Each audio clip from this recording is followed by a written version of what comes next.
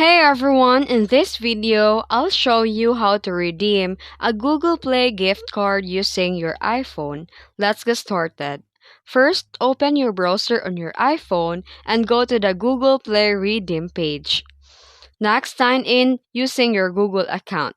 Make sure that it's account you want to add the credit to. Then carefully enter your gift card code that's found at the back of the card in your email.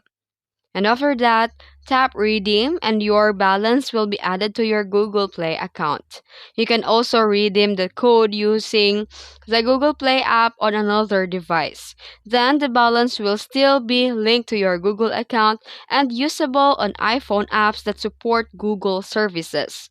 Make sure that you enter the code correctly to avoid errors. And that's it. That's how you redeem a Google Play gift card on iPhone. If this video helped you, don't forget to like and subscribe for more tutorials.